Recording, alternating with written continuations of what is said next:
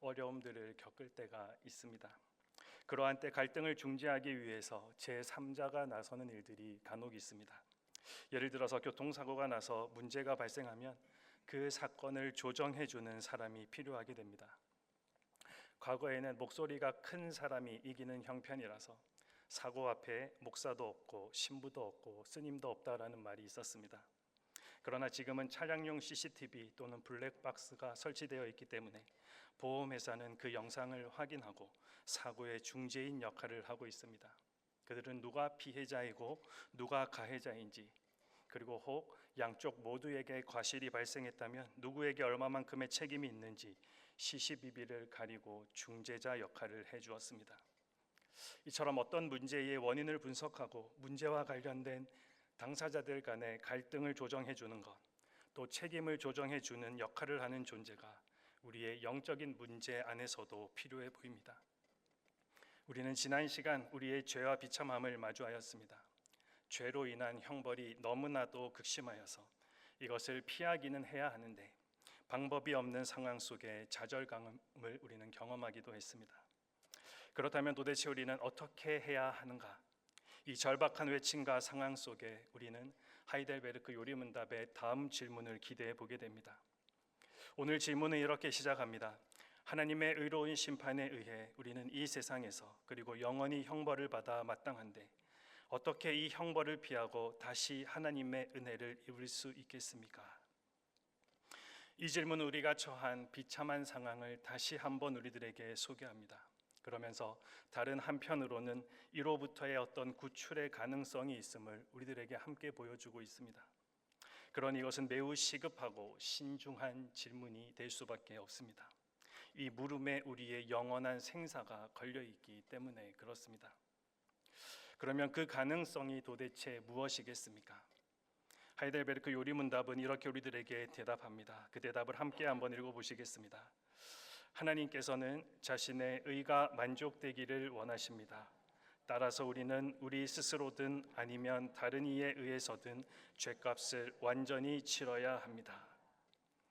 여러분, 참으로 실망스러운 대답이 아닐 수 없습니다. 우리 최후의 울부짖음에 대한 대답이 하나님의 공의가 만족되어야 한다라는 것입니다. 누군가는 이 대답이 너무한 것 아닌가 생각할지도 모르겠습니다. 우리가 온전히 하나님의 공의를 만족시킬 수 없음을 지난 2번의 말씀을 통해서 우리는 처절하게 보았기 때문입니다. 그런데 이 질문을 다시 보면 이 물음이 매우 조심스럽게 작성되어 있음을 우리는 발견하게 됩니다. 질문에 다시라는 말이 사용되고 있습니다. 가련한 죄인인 우리가 다시 하나님의 은총을 얻을 수 있는지를 묻고 있는 질문이다라는 것입니다. 사람은 하나님의 형상을 따라 지음을 받았고 그리고 그분의 언약 안에서 하나님과 생명의 영광을 누렸습니다. 아담은 하나님의 약속을 지킬 수 있었습니다.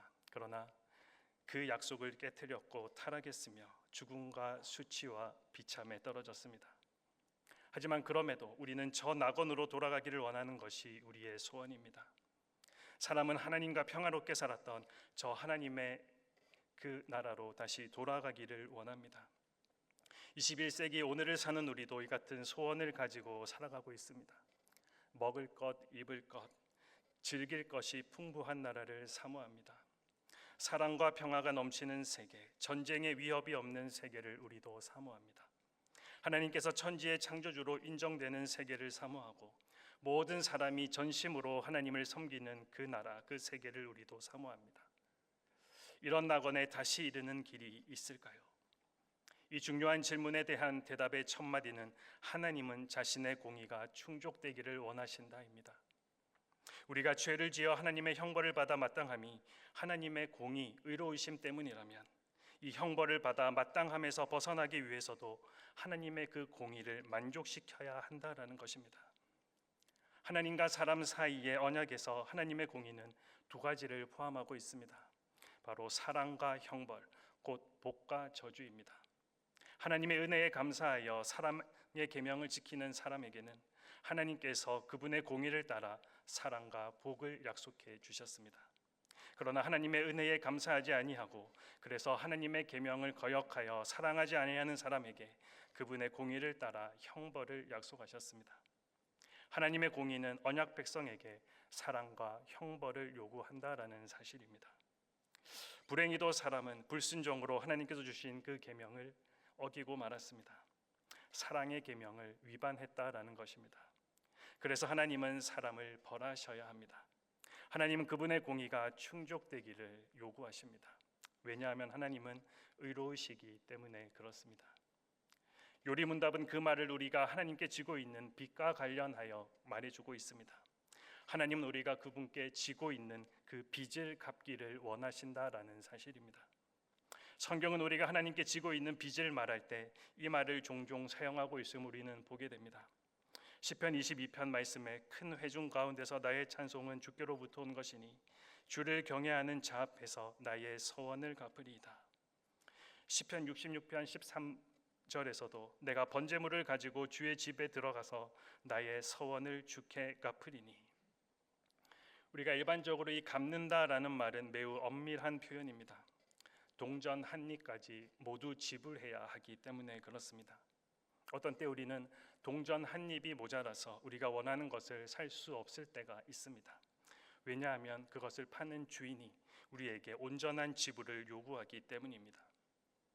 요리문답은 하나님께서 우리에게 요구하시는 것을 보여주시기 위해 이 갚는다라는 말을 사용하고 있습니다.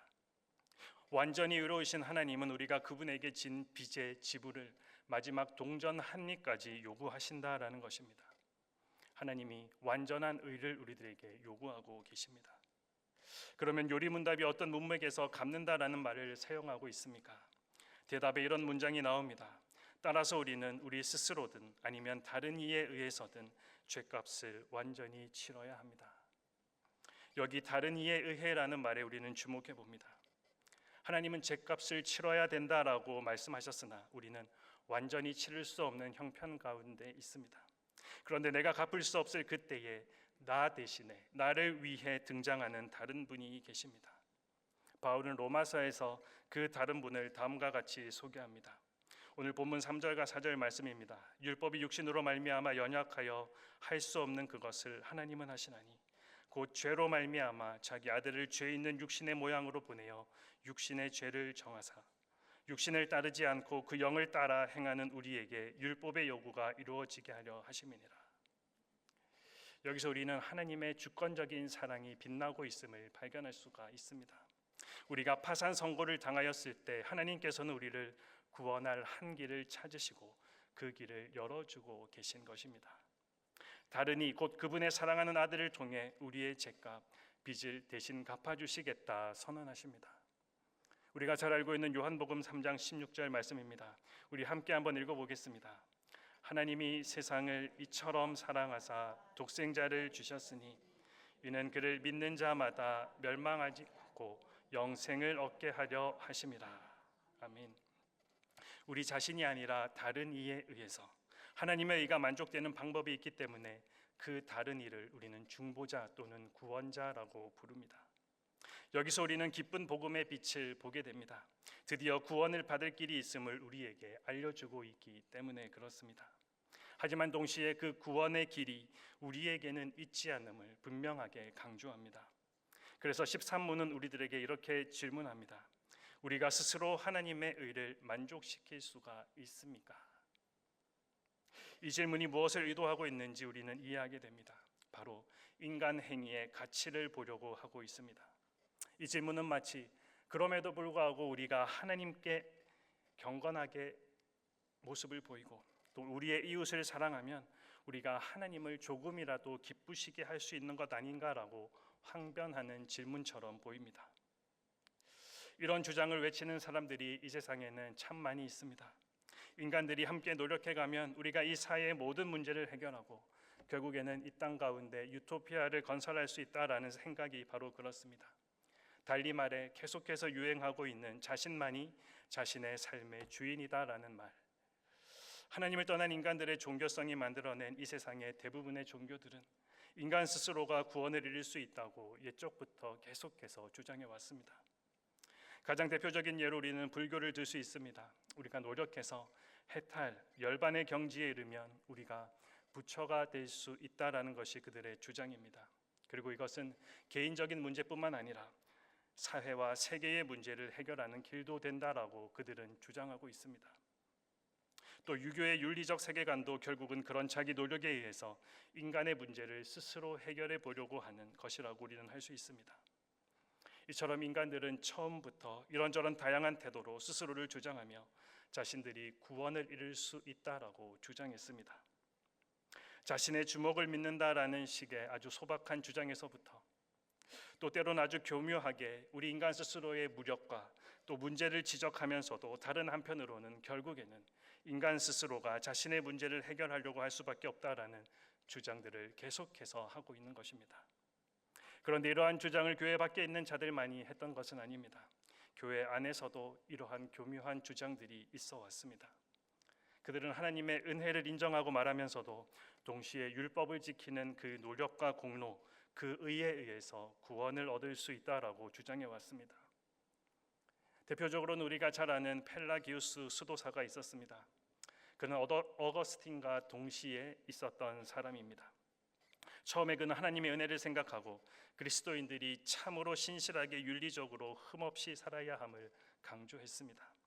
그러다가 그 강조의 초점이 인간의 능력에 대한 긍정으로 이어졌고 결국에는 사람들이 자신들의 힘으로 하나님의 뜻을 잘 행하면 그 노력에 의해 구원을 얻을 수 있다고 잘못된 방향으로 가르치기 시작했던 것입니다. 당시에 이 주장은 어거스틴에 의해 비판을 받고 교회에서 이단으로 정죄되었지만 이후 중세 로마 교회 그리고 로마 가톨릭을 장악하게 되었습니다. 그리고 오늘날에도 여전히 엄청난 영향력을 행사하고 있습니다. 이러한 논리와 생각들을 포기할 수 없는 이유가 무엇입니까? 바로 인간에 대한 긍정이라는 매력 때문에 그렇습니다. 인간이 무엇인가 할 수 있는 존재라는 것, 인간은 위대한 잠재력을 가지고 있다라는 것, 인간에게는 무언가 본질적인 선이 있다는 것, 결국 인간이 높임을 받고 영광을 받을 수 있는 존재라는 사상이 이 세상과 그리고 세상의 성공을 추구하는 교회에 만족을 주고 있기 때문에 그렇습니다. 혹 우리 중에 여러분들도 이러한 생각의 매력을 느끼고 계시는 분이 있지는 않습니까? 그래도 내가 착하게 살기로 노력하면 조금이라도 하나님의 그 의, 하나님께 진 그 빚을 갚을 수 있지 않을까? 조금이라도 하나님께 만족을 드릴 수 있지 않을까? 이런 질문들에 대해 요리문답의 대답은 너무나도 단호합니다. 결코 갚을 수 없다라고 우리들에게 말해주고 있습니다. 사람이 갚는다는 것은 어림도 없다고 대답하고 있는 것입니다. 여러분, 이것은 아주 실전적인 고백입니다. 우리 인간이 어떠한 존재임을 아주 잘 아는 고백이 아닐 수 없습니다. 요리문답은 하나님을 기쁘시게 할 수 있다라는 이 모든 인간의 노력을 짧고 강력하게 부인합니다. 그리고 이어서 우리들에게 이렇게 대답해 줍니다. 오히려 우리는 날마다 우리의 재책을 증가시킬 뿐입니다. 여러분, 이것은 아주 예리한 대답입니다. 그리고 동시에 인간의 선행을 믿는 사람들에게 치욕과 절망을 안겨주는 대답이기도 합니다. 성경은 결코 가벼운 근거에서 이런 답을 우리들에게 주고 있는 것이 아닙니다. 욥이 욥기 9장에서 말한 것을 우리는 눈여겨보아야 합니다. 욥기 9장 2절과 3절에 이렇게 이야기합니다. 진실로 내가 이 일이 그런 줄을 알거니와 인생이 어찌 하나님 앞에 의로우랴. 사람이 하나님께 변론하기를 좋아할지라도 천마디에 한마디도 대답하지 못하리라. 그리고 이어서 15장에서도 이렇게 이야기합니다. 하나님은 거룩한 자들을 믿지 아니하시나니 하늘이라도 그가 보시기에 부정하거든 하물며 악을 저지르기를 물마심같이 하는 가증하고 부패한 사람을 용납하시겠느냐. 악을 저지르기를 물마심같이 하는 가증하고 부패한 사람. 여러분, 이것이 우리의 모습 아니겠습니까? 우리 스스로가 하나님의 공의를 만족시킬 수 없는 것, 이것은 우리의 현실입니다. 오히려 우리는 날마다 더욱 하나님의 형벌을 받기에 마땅한 죄의 값을 증가만 시키고 있을 뿐입니다. 그러기에 13문의 답은 우리를 부끄럽게 만드는 대답입니다. 그 대답에 우리라는 말을 우리는 가볍게 여기지 말아야 합니다. 우리라는 말에는 저와 여러분도 포함된다라는 사실입니다. 우리의 현실은 불의가 가득 차 있습니다. 우리의 삶은 불의에 의해서 위협을 받고 있습니다. 그러다 보니 매일 죄만 더해가고 있는 것이 우리의 현실입니다. 이런 우리의 현실에서 이제 죄인은 구원받을 길을 탐색해 봅니다.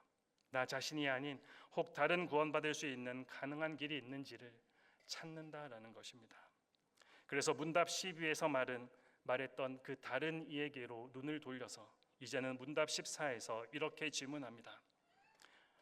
어떠한 피조물이라도 단지 피조물로서 우리를 대신하여 하나님의 의를 만족시킬 자가 있습니까?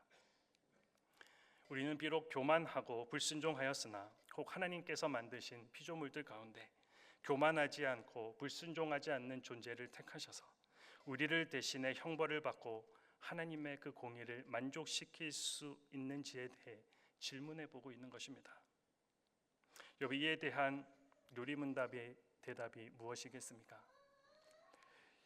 하나도 없다라고 너무나도 단호하게 이야기합니다.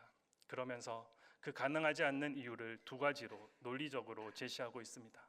그 첫 번째 이유는 하나님께서는 인간의 죄책 때문에 다른 피조물을 형벌하기를 원치 않으신다라는 사실입니다. 공의로운 하나님께서 하나님의 성격상 사람이 잘못한 것은 사람이 형벌을 받아야 합니다. 하지만 여기서 딜레마가 생기는데 사람들 가운데는 다른 일을 위하여서 형벌을 받을 수 있는 자가 없다라는 것입니다. 그래서 우리는 다른 피조물에게로 희망을 걸어보았습니다. 그러나 그에 대한 대답도 너무나도 단호합니다. 두 번째 이유를 이렇게 제시합니다. 어떠한 피조물이라도 단지 피조물로서는 죄에 대한 하나님의 영원한 진노의 짐을 감당할 수도 없고 다른 피조물을 거기에서 구원할 수도 없습니다. 그런데 여러분, 이 대답을 가만히 읽어보면 우리는 흥미로운 문제를 하나 보게 됩니다. 흥미로운 문제란 바로 다른 피조물이 우리를 대신해 형벌을 받는 것이 가능하지 않다라고 한다면 구약에서 하나님께서 말씀하신 제사 제도는 무엇이냐라는 것입니다. 구약 시대에 하나님은 그분께 드려지는 제물들을 분명히 기뻐하셨습니다. 역대하 7장 5절 말씀을 보면 솔로몬이 성전을 완공하고 하나님께 드렸던 그 제물이 소가 22,000이고 양이 12만이라고 기록하고 있습니다. 그런데 하나님께서는 이 제물을 크게 기뻐하셨습니다. 하나님은 어떻게 이런 피조물들을 기뻐하실 수가 있으셨습니까? 하나님의 이 동물의 피 자체를 기뻐하셨습니까? 아닙니다. 하나님의 이 동물의 피, 그 배 위에 있는 우리를 위해 피 흘릴 그분의 사랑하는 아들 예수 그리스도의 보배로운 피를 바라보셨습니다. 하나님은 그리스도의 속죄를 바라보며 그 옛 언약의 시기에 그 제물들을 기뻐하셨다라는 것입니다. 그러나 우리 하나님은 언제나 의로우신 하나님이십니다. 그래서 하나님은 언제나 자신의 그 의로움으로 인해서 사람이 지은 그 죄를 충분히 완전히 갚아지기를, 그분의 언약으로 요구하신 공의가 충족되기를 우리들에게 요구하십니다.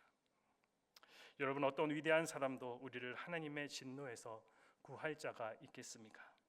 사람은 다 죄인이기 때문에 가능하지 않습니다. 그러니 피조물에 의한 구원의 가능성도 전혀 존재하지 않게 되는 것입니다. 그렇다면 우리는 다시 한 번 더 질문해 보게 됩니다. 이 지독한 절망의 상황 속에서 구원의 길은 정말로 없는 것인가? 정말로 답답함으로 우리는 부르짖게 됩니다. 그것이 오늘 15문의 질문입니다. 그렇다면 우리는 어떠한 중보자와 구원자를 찾아야 합니까? 사실 이 질문은 우리 중심에서 나오는 질문이 아닌가 생각해 봅니다. 지금까지 우리에게는 모든 가능성이 닫혀져 있는 것처럼 보입니다. 마치 바울이 로마서에서 고백했던 것처럼 오호라 나는 공고한 사람이로다. 이 사망의 몸에서 누가 나를 건져내랴. 우리도 그렇게 절규할 수밖에 없는 상황입니다. 그 절박한 탄식과 같은 우리의 물음에 요리 문답은 이렇게 대답하고 있습니다. 우리 그 대답을 한번 같이 읽어보겠습니다. 참 인간이고 의로운 분이시나 동시에 참 하나님이고 모든 피조물보다 능력이 뛰어나신 분입니다. 여러분, 그렇다면 그분이 정확히 누구십니까? 이 사망의 몸에서 누가 나를 건져내랴 탄식했던 바울이 곧바로 이렇게 고백합니다. 로마서 7장 25절입니다. 우리 주 예수 그리스도로 말미암아 하나님께 감사하리로다. 참 하나님이면서 참된 사람으로 오셔서 우리의 죄값을 갚기 위해 고난당하시고 죽으시고 죽음에서 일어나신 예수 그리스도를 가리키고 있습니다. 이제서야 이 구주 예수의 이름을 우리가 들을 수가 있다라는 것입니다. 그러나 오늘 우리 교리문답은 아직 그 이름을 바로 말하지 않고 그 구원자에 대한 터만 놓고 있습니다. 하지만 그 구주의 이름을 말하지 않고 말씀을 그칠 수가 없습니다. 그 이름은 바로 주 예수 그리스도입니다. 이 타락한 세상에서 구원자의 자격을 갖춘 오직 한 분, 우리를 낙원으로 다시 인도하실 수 있는 오직 한 분, 하나님의 평화를 회복할 수 있는 오직 한 분, 그분이 오실 길을 예비했던 세례 요한이 그분을 보았을 때 이렇게 말했습니다. 요한복음 1장 29절 말씀입니다.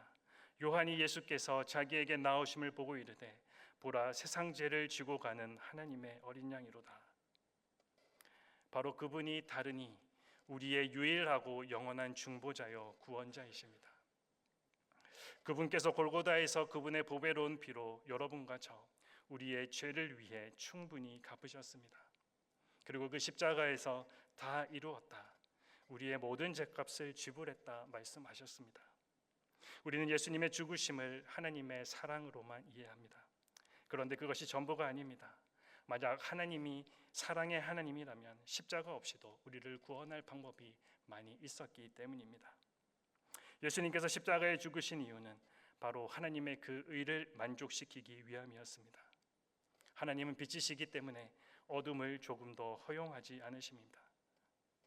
참 인간이시면서 참 하나님이신 그리스도, 그는 우리에게 임할 영원한 형벌을 대신 감당해 주셨습니다. 그리고 동시에 율법을 온전히 순종하셨습니다. 그러므로 오직 예수 그리스도만이 우리를 대신하여 하나님의 의를 온전히 만족시킬 수 있다라는 것입니다.